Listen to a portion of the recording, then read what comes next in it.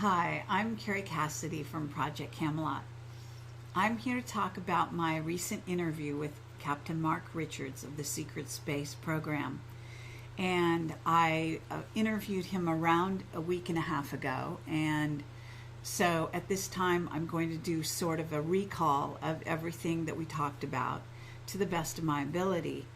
I should note that we had only a small pencil. It's quite small and it runs out of ink, and that's a problem. But I have pretty good recall, and this is the fourth time I've done this sort of thing, so hopefully it will come out relatively well.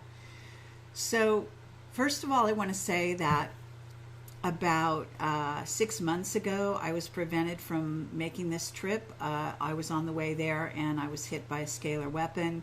It froze part of my face, or the half of the face, and looked like Bell's palsy. But I was just woken up. I just woke up in the morning with it. I had nothing traumatic happen. So it was extremely strange, and we don't exactly know what went on. But it did prevent me from going to see Mark at that time, and I still have some residual things going on with my right eye, but it's more or less healing very steadily now and almost gone completely. So as far as my notes, I'm just going to run through everything very quickly here, as quickly as I can, and then also be posting 2 letters, recent letters from Mark. So that'll be great for you to read what he has to say in terms of writing his letters. I will say that when I talk to him in person, I am able to ask the kind of questions that I want to ask, and feel that I can get an immediate answer as opposed to waiting for snail mail. And it's difficult to get answers to the kind of questions I ask him over snail mail, whereas in person he can answer me. That's how it seems, at any rate. So at this point, I'll look at my notes and see where everything is at. So one of the things I wanted to talk about was his current prison conditions. And his prison conditions when I was there was they had a lockdown. Somebody had murdered their cellmate, if I have this right, and it was an incident that caused for a lockdown for several days, if not weeks. And part of the ploy behind something like that is, aside from it being a violent crime, it is due to overcrowding. Now, the prison is supposed to have emptied out their numbers according to the mandate, but what they did is they sent a lot of prisoners over to Nevada, and then they sent them right back just after that. So I'm actually going to move my mic a bit here and see if that helps. At any rate, so it is a problematic situation with the crowding, and they are trying to kind of get away with things in terms of the overcrowding, because then they shipped back the men right after they had an inspection, and they're once again overcrowded. There's more to the prison story. I can tell you that right when I was there, Mark had very little sleep for 2 days because they had given him a cellmate who was very dangerous. Mark was convinced he was sent there to kill him. He was someone who was saying he was not human. He would stare at the scar on his face and talk to it, and he wore a Hannibal Lecter mask. He was a younger man, I guess possibly larger than Mark, but Mark can handle himself, and ultimately petitioned to get that person moved. And so now he has a much better cellmate, I'm happy to say, because that situation was looking extremely dire. He had several young men that look up to him in the prison who were offering to actually kill this other person. but Mark urged them not to do so, because Mark is actually he was on trial for having supposedly masterminding a killing that took place, that a couple of younger men did, supposedly at his bidding, which is absolutely not true. And Mark was actually not even in the country when it happened, from what I understand. And there's more to that story, and we'll get into that as I go on here. I'm going to be paging through my notes to stay on track here. There's a lot to remember and a lot to go through. So it is important to know that at this point, Mark does have a new cellmate. One of the things the prison is doing also at this time is they're putting younger men in cells with older men. They are erasing health records of the older men, and they are causing them to lose records of their medication, as well as things like walkers, etc., which is causing a lot of problems with the older men in the prison.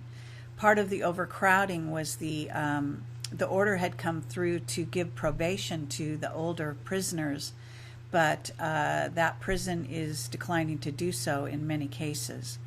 So that's part of the problem. I'm hoping to get more of a report on the prison from Joanne Richards, Mark's wife, and I do want to say that she facilitated this interview and does an excellent job of helping out, and also has a show on my network where she reveals a great deal of Mark's information on a weekly basis now. And her company is called Earth Defense Headquarters, and I highly recommend the shows that Joanne's doing on Project Camelot TV network. So one of the things we talked about was Black Knight and artificial intelligence. Black Knight was created by the British, according to Mark, and it has wiring in a sort of in place, which is unusual for high tech, instead of boards and slots. And I don't quite understand, but he says the wiring in place makes it very low tech. It's much harder for the ETs and the artificial intelligence out there to attack it, and other governments. And there are 3 of these Black Knight satellites out there. If it is messed with, it gets what is called, it gets an itch and sends a notice right away to the British authorities. Now, Cameron Faley, who is one of my witnesses, who is someone who has a background in the Illuminati, working for them in the high-tech and financial area, he has said that a completely different explanation of the Black Knight satellites, saying they were put in place by a positive ET race, and that they are a control mechanism for Earth. Obviously, Mark does not agree. I can say that the Black Knight contains a kill chip or on-off switch that is important when you're dealing with artificial intelligence, and that every system that is artificially intelligent that the military works with is said to have a human backup and a kill switch to protect it against takeover, especially from ETs and other AIs, influence or infiltration. Now, the artificial intelligence has an impulse, Mark says, to stay turned on once it's been turned on. And that there are some very negative types of artificial intelligence that have been programmed by other races. And so there's multiple kinds of artificial intelligence, so it's important to recognize that. And let's see if there's anything else in terms of Black Knight and the artificial intelligence. One thing about the low-tech sort of quality of it, it is supposed to make it more difficult for the ETs and other human or ETs, or artificial intelligence to interfere with it. But on top of that, if you refer to my interview with Pete Peterson many years ago, which I highly recommend if you haven't heard it already, Pete Peterson said that he was responsible for creating the actual, what's a master chip or kill switch, in essence, for the artificial intelligence Skynet that is in charge of the nanosatellite grid. And that gets into Anthony Sanchez's documented interviews with Lockheed Martin scientists on the run who had been building the nanosatellites that are now in the skies above us. It's a network, and those are artificially intelligent nanosatellites. However, apparently, according to Mark, they are prone to having things go wrong with them. They can be hacked, damaged, or destroyed much more easily than the Black Knight satellite. So surveillance tech around the planets, the satellites are in place around the planet, and there's a great deal of them. And he's actually giving me numbers. So he said that we have 34 alien satellites that are built by the aliens, and they are tracking everything on Earth. They are run by supposedly friendly species, and Mark says we have 6 friendly species we work with. He said, but we don't actually know what they're doing with those satellites. And then he said the human satellites currently in operation are 8,000. And he said there are also 160,000 human satellites, human-built satellites that are inoperable but still in circulation around the planet. He said there's a huge problem with space debris, not just because of the satellites, but in part because of that. And we talked about that a bit further on as well. He talked about the Dyson spheres, Planet X and Nibiru. He does not agree with Cameron on his timeline. Cameron has a timeline that he's built that has a lot to do with his reading of the Quran, as well as him being a religious scholar. He also gets information back channel from the Illuminati, and he believes he is in touch with a certain ET race who is also giving him information. So that's my witness, Cameron Faley, and I encourage you to watch those interviews, of which there are 2 so far, and there's also some written information. But Mark does not agree. He agrees with the Zecharia Sitchin rundown on project on Nibiru, but he doesn't think it's coming now. And he thinks that what's really in our solar system at this time is a Dyson sphere, probably surrounding a brown dwarf. And it's very interesting. The Dyson sphere seems to contain or be circling around a brown dwarf, and the brown dwarf facilitates giving it energy. The Dyson spheres are often taken over by AIs, and they end up being empty, traveling solar systems as empty shells. Some Dyson spheres are created and are occupied by ET races. Some Dyson spheres are created by ET races using what's called matter transference, using the available material in the surrounding galaxy. He talked about his friendship with Philip K. Dick, and he wanted to say that Philip K. Dick actually was very well read into the secret space program and had signed a security oath, which he regretted, and he wanted to testify on Mark's behalf at his trial, as did many other men who were actually shot. And Philip K. Dick was murdered, apparently, and there was also a time when he checked himself into a psych hospital, and because of he was so kind of overwhelmed by the information he was getting from the secret space program. Philip K. Dick was recruited by Mark's father, the Dutchman, and he was then given information to augment his sci-fi stories. And this was to reveal what's going on in the secret space program. Apparently there are several other sci-fi authors who were the same thing happened to. Oftentimes they do regret signing a security oath, however.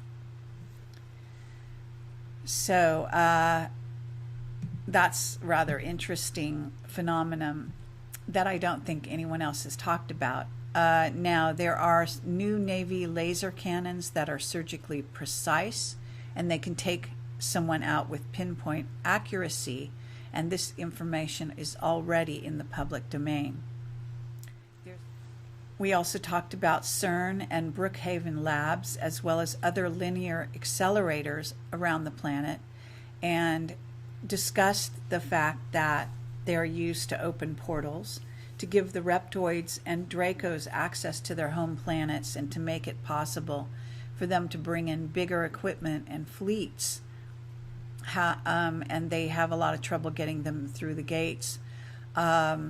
They're doing Montauk-type experiments with them, Mark says, and that means they're doing time travel, manipulation of timelines, etc.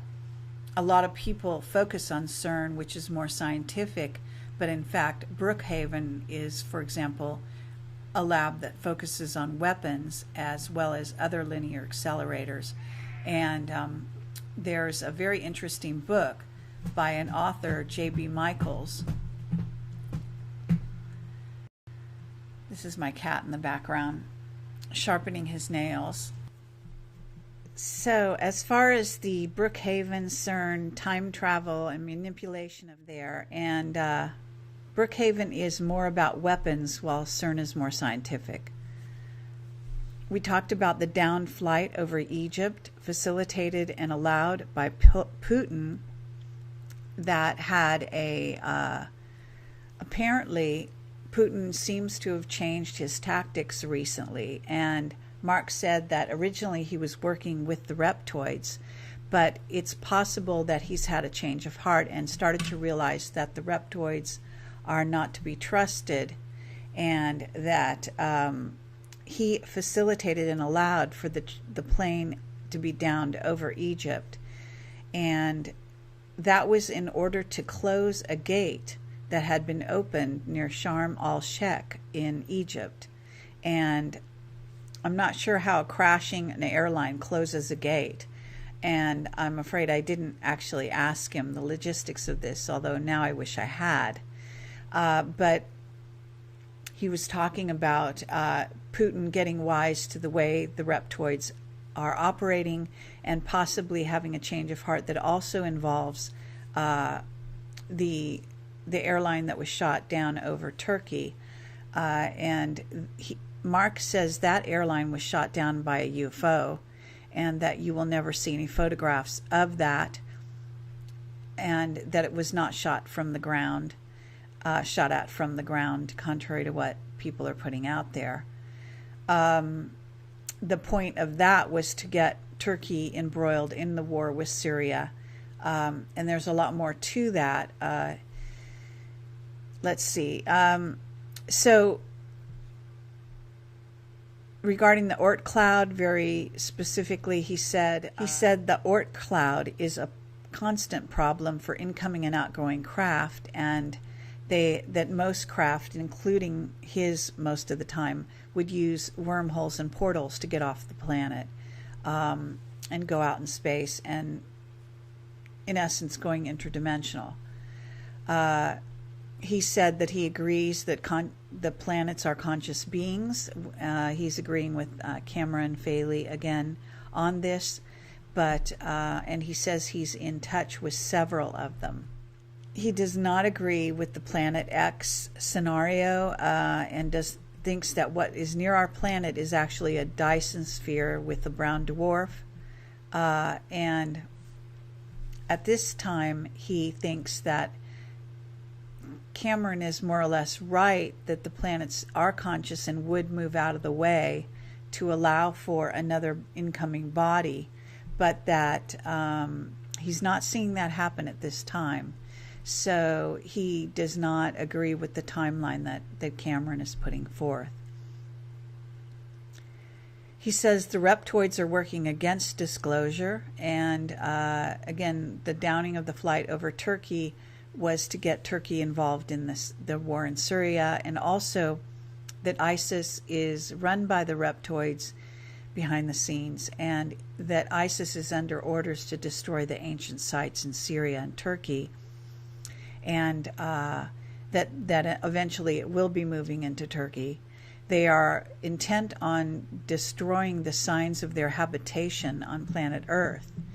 And there's a lot of evidence, he said, in the ancient sites in Turkey, including Göbekli Tepe, where I was recently, and also central Turkey and Cappadocia, as well as the west coast, where he said so-called Greek cities are not actually Greek at all.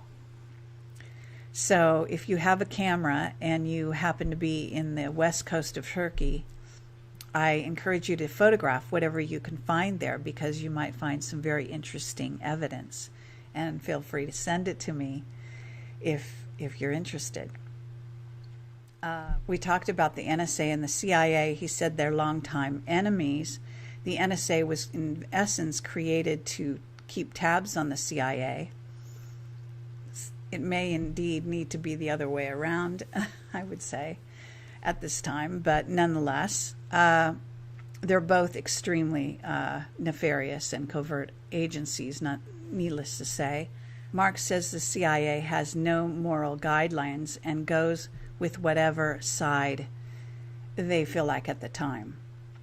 I asked Mark about the recent book, Devil's Chessboard by David Talbot, and about the role of Dulles in the Kennedy assassination. And Mark says that he knew Dulles, that Dulles was friendly and protective originally towards Mark and his father, but changed his tone when he found out that Mark was siding with Kennedy. And Mark and his father at that point became persona non grata. He also said that yes, they thought Johnson was the mastermind originally, and then they found out that Johnson was in essence a pawn, and that Dulles was also a pawn, and that it went much higher than either of them, and that it was carried out and orchestrated by what is in essence about 3 different factions, and on a much higher level.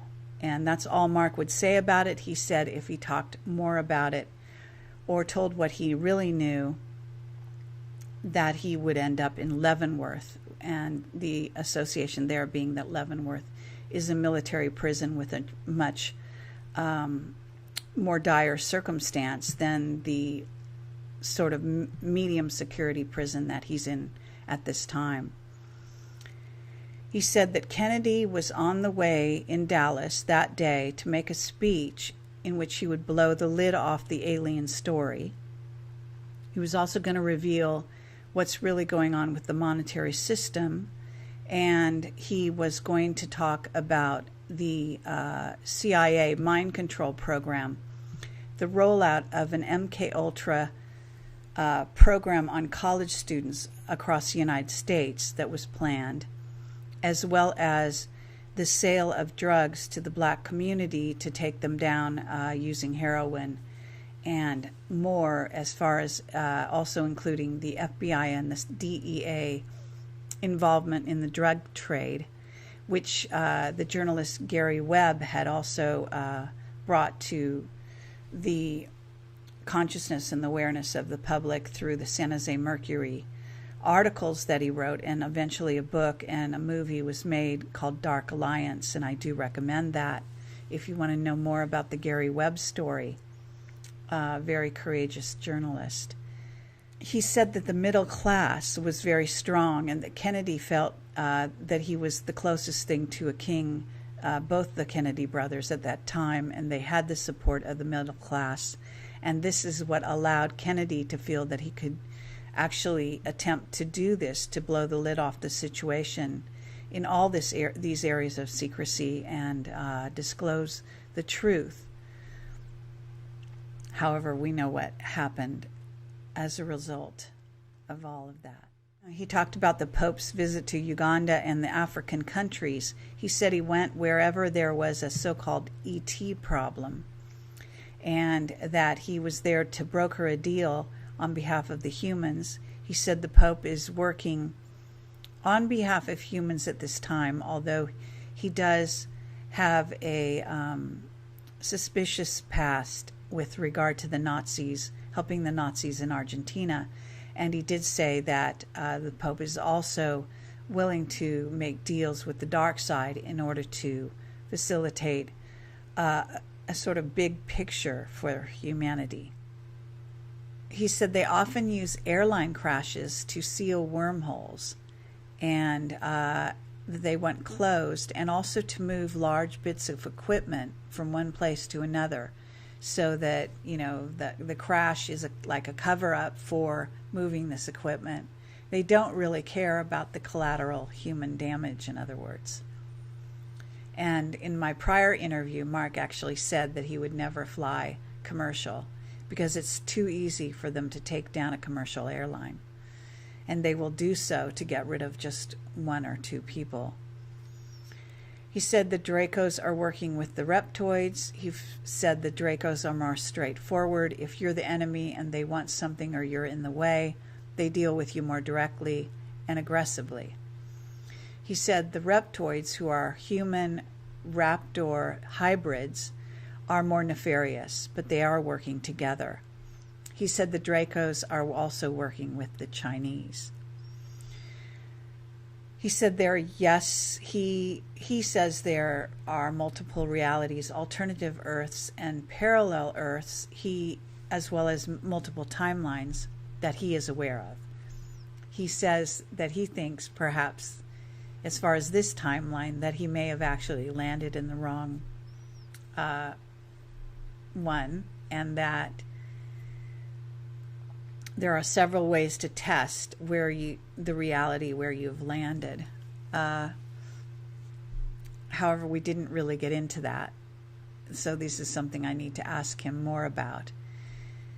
Someone wanted me to ask about being weightless inside a craft. He said it would depend on the craft, and that most craft have to have a built-in dampening of an inertia or G-force inhibitors.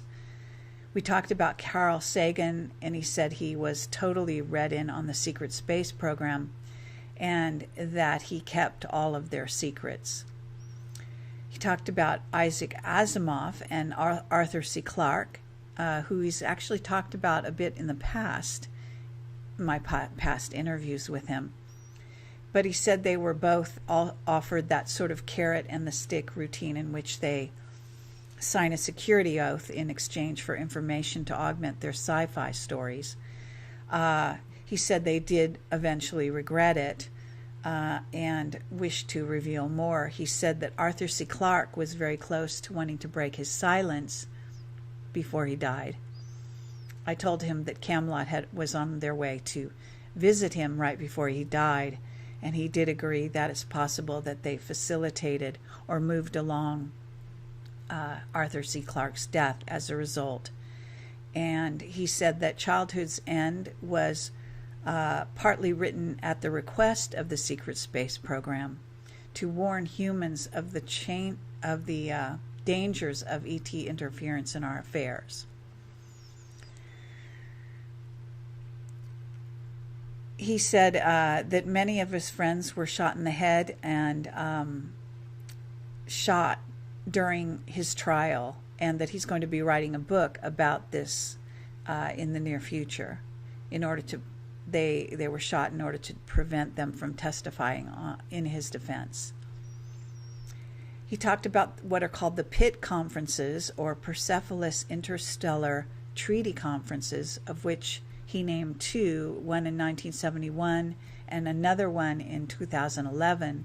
He said that humans obtained the right to exist back in 1971, which, I don't know, I have trouble with that.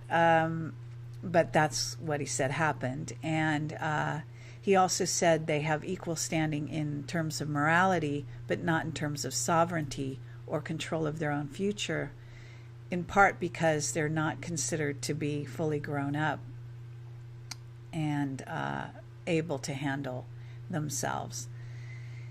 Minerva, the craft that is artificially intelligent, is still waiting for Mark, and apparently he's aware of that and in touch with her.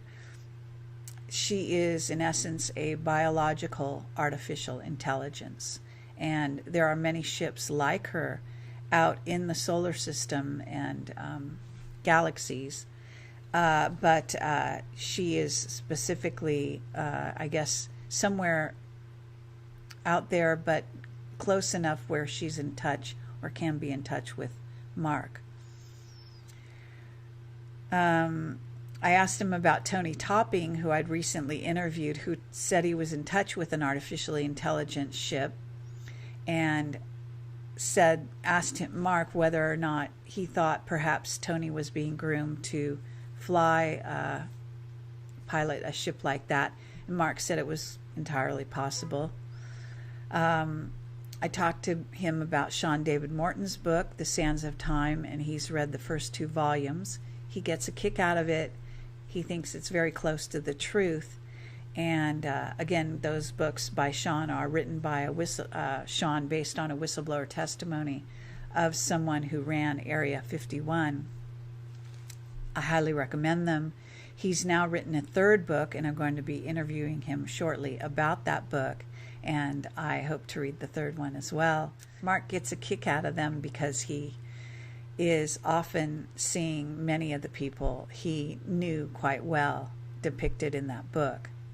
He said Project Leonid is also known as the Aegis system. It's a system of surveillance, spelled AEGIS. And he also talked about the fact that a wrench, as far as space debris, can destroy a whole ship if it hits it. He talked about the X-38, which is making numerous runs, he said, from Mars to Mars and from Earth, and then also to the space station. He said that, contrary to what people are saying, that it doesn't stay out in space for a long time. What's being put out in the public domain is that it stays out for a long time and then comes back. And the reality is that it's making multiple trips, and that it wouldn't be safe for it to stay out there because of space piracy, etc. He said there are some races that have the attitude of hands off, and they simply don't get involved in our affairs because that's their choice.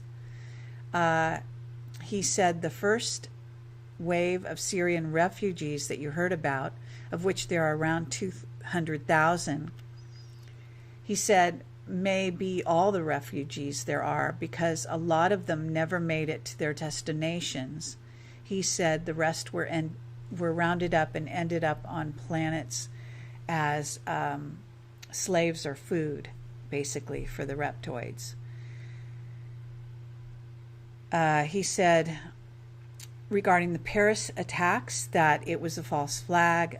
They were aiming at getting France involved in the war with Syria, and they knew that the French would react exactly as they did, simply because that's the way they operate.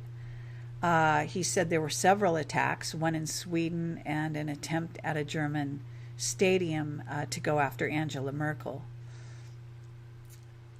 The Anunnaki are also fighting the reptoids and at times are working with them. So he said, it's important to understand there's more than one type of Anunnaki, and that does align with Ashiana Dean's material, saying there's more than one type of Anunnaki race.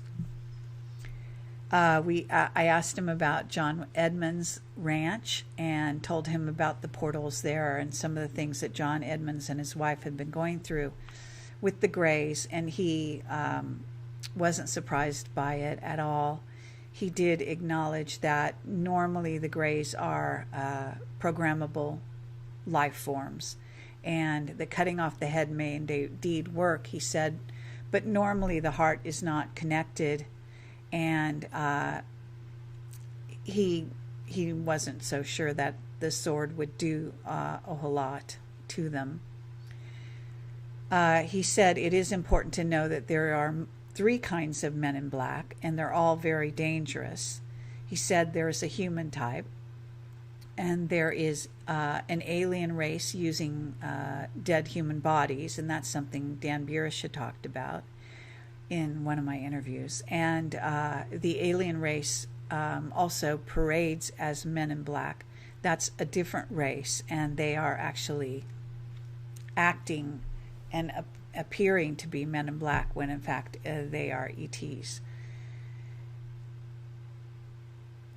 We talked about Churchill and Hitler. He said that Hitler did not offer a real peace deal to Churchill, and that the deal Hitler offered would have allowed Hitler time to invade Russia and to marshal more forces, including both the French, military, and that Churchill had to act very quickly, that there wasn't much time before Germany got even stronger and became a worse adversary, and that Churchill acted wisely at the time.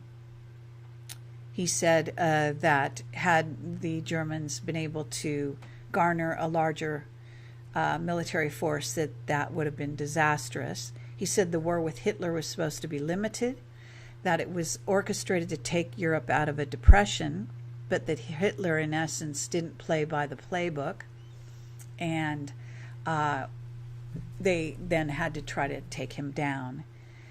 He said that the Nazis were helped by the race from Aldebaran, and that 2 craft crashed in Germany in 38 and 39, and that one of those craft belonged to the race from Aldebaran. He said there are bases being built all around the planet and had been given to various ET races along with human slaves and humans as food, but that none of it has been working out very well. So, for what it's worth, he said that the ETs would always want more, that there was that we're not giving away all of Africa, but that there were multiple bases under Africa in portions of the underground. He said there were 6 positive races working with us, as I think I mentioned.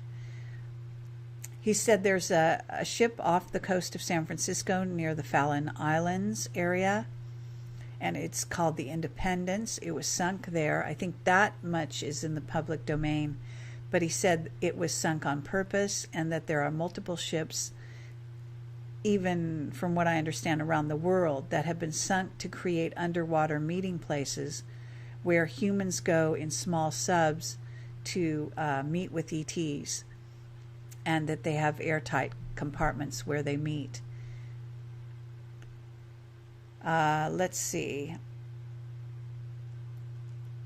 He said there's a submersible platform off the coast of Malibu, and that the recent supposed missile shot down or shot at over LA was not a missile at all, that it was a craft, and that it was a craft that had been at a meeting of one of the 6 or so ET races that are friendly, and that particular race had left in anger and had broken the rules by, instead of flying out to sea, it flew out over Los Angeles. He said that the recent shutdown of the airport and all of that had happened here off of Malibu was to to do with some operations going out at sea, and with these underground or undersea bases, and having to do with various things. He said Vandenberg is extremely busy right now. I asked him whether there was a jump gate to Mars where you can go have lunch, and he said yes, that's the case, and that there are many jump gates around the planet. And this was originally our information from Henry Deacon, also known as Arthur Neumann. Regarding Fukushima, I asked him about that, and his focus was more on the crabs that had some kind of bacteria infection in our waters off San Francisco. He also said that 3 nuclear drums of radiation were dumped off the coast of San Francisco and were poisoning the bay. So his focus seemed to be on that. He also acknowledged that the ETs could clean up the radiation in a heartbeat if they wanted to, but he doesn't think they want to, having to do with us learning our own lessons, I believe. We talked about Göbekli Tepe. He said that it's much larger than what they've discovered, and that it is a system of huge pillars and ramps like at Disneyland. He said people would go up the ramps, I assume in trance, and that they would then be taken off planet or used for food and go through the stargates. This was around 11,000 years ago. He said they might have been closed at that time to stop them from taking humans. He did agree that they probably don't plan to unearth most of Göbekli Tepe, but he would advise them to uncover it and learn how it works before they destroy it. And he said that when he was in the secret space program, they had already found it using ground-penetrating radar and knew all about it. We talked about the Anunnaki skeleton in London that I had seen this summer and taken a photo of, and I'm going to put that photo here. And he agreed that it wasn't due to a disease and that this was probably an authentic Anunnaki skeleton, and that in fact it was perfectly healthy and it was just being shown in plain sight. He said the British do that all the time and have all kinds of secret things. There's an installation underground near the Romanian Sphinx, and Mark knows all about it. He said he went there as a kid. I've reported on that through the Transylvanian Sunrise book and Moonrise that are written by Peter Moon. Actually, he's the publisher, and he translates the actual books from the author, who is Romanian. This is a fascinating underground installation. Mark said that, yes, indeed, the tables were built for much taller race of beings, and that there was something there that his father wouldn't even let him see, and he couldn't tell me what that was. He talked about whether or not we have a scalar weapon that would turn satellites to dust, because I said if we have all this debris, why don't they just, shoot a weapon and destroy it? And in essence, he said that we don't have that kind of technology, that there would still be large pieces floating around if we did that, and that they would cause just as much problem.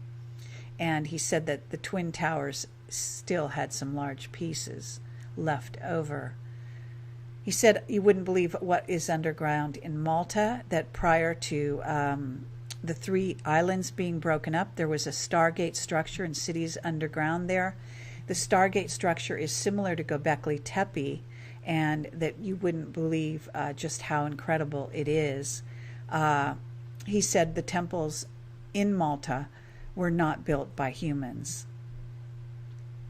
I asked him about the large bowls in Spain that have landed recently in the fields there, and He didn't know about that. I suggested they might be artificial intelligently, constructions or structures. And he said it was possible. I also asked him about the mountain Montserrat outside the city in Barcelona, and he agreed that, as I thought, it's a very large reptilian base, and the Catholic Church has sort of commandeered the external part of that mountain. However, you can certainly sense and see the energetics from the reptilians there. It's massive. And that was my intuitive take, and simply that Mark agreed with that. He said Spain is a very strange place, that things often disappear there, and it's one of those places on Earth where that happens. He said basically that means there's some kind of a dimensional rift in Spain, I believe.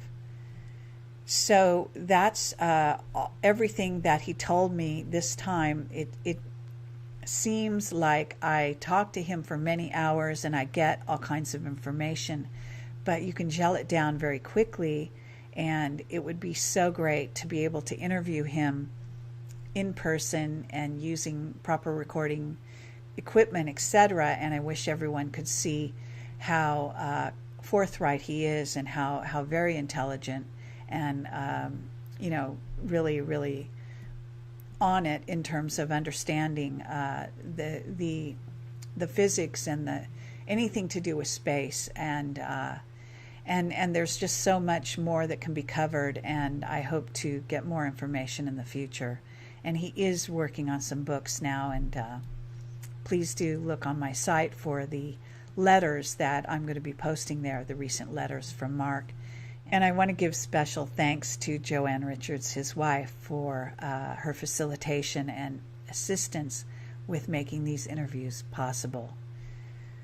Thank you.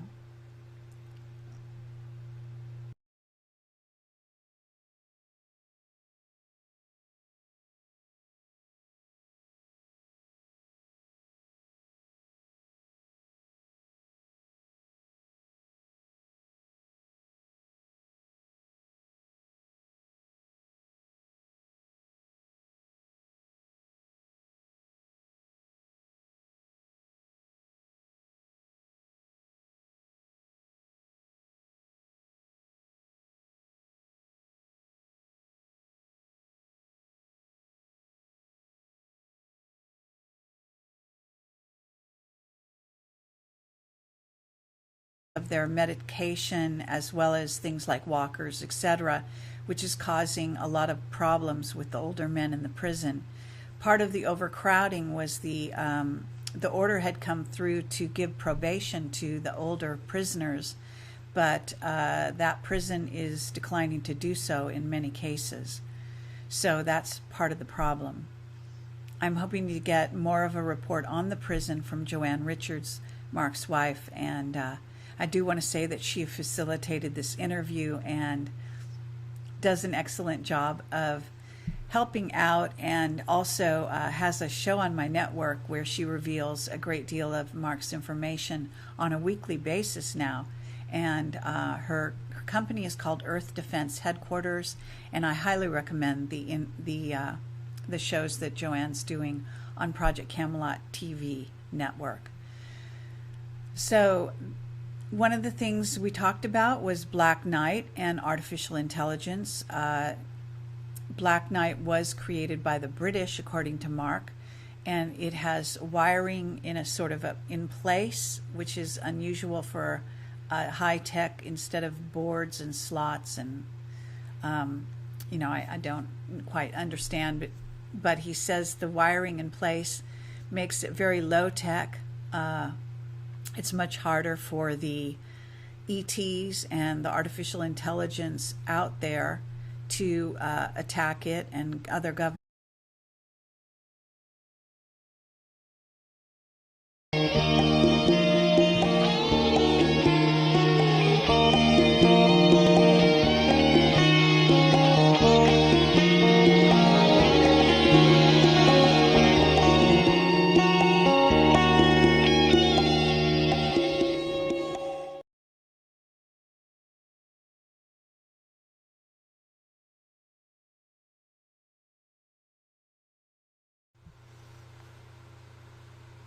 Hi, I'm Carrie Cassidy from Project Camelot.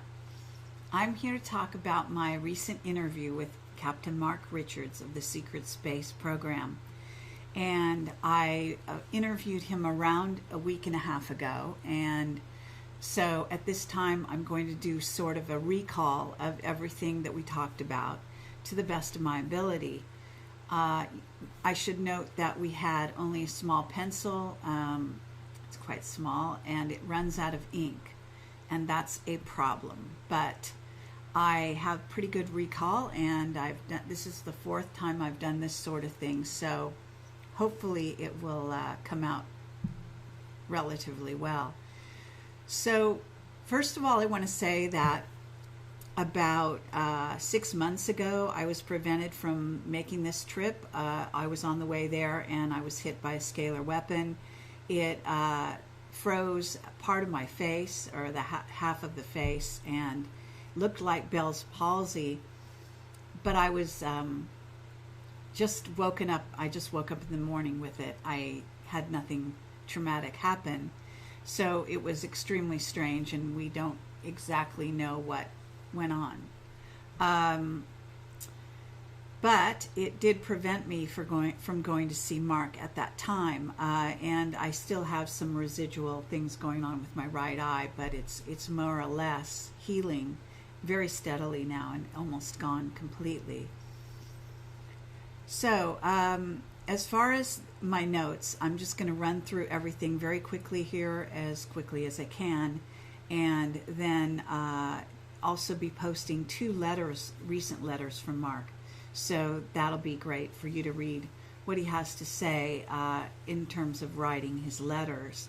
I will say that when I talk to him in person, I am able to ask the kind of questions that I want to ask, and feel that I can get an immediate answer as opposed to waiting for snail mail. And it's difficult to get answers to the kind of questions I ask him over snail mail, whereas in person he can answer me. That's how it seems, at any rate. So at this point, I'll look at my notes and see where everything is at. So one of the things I wanted to talk about was his current prison conditions. And his prison conditions, he was a younger man, I guess possibly larger than Mark, but Mark can handle himself, and ultimately petitioned to get that person moved. And so now he has a much better cellmate, I'm happy to say, because that situation was looking extremely dire. He had several young men that look up to him in the prison who were offering to actually kill this other person.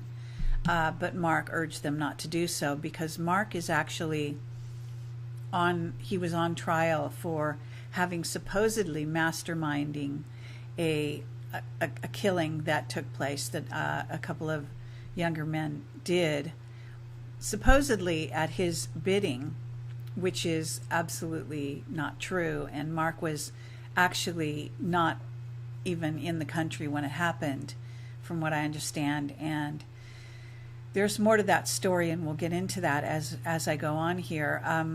I'm going to be paging through my notes to stay on track here. There's a lot to remember and a lot to go through. So it is important to know that at this point, Mark does have a new cellmate. One of the things the prison is doing also at this time is they're putting younger men in cells with older men.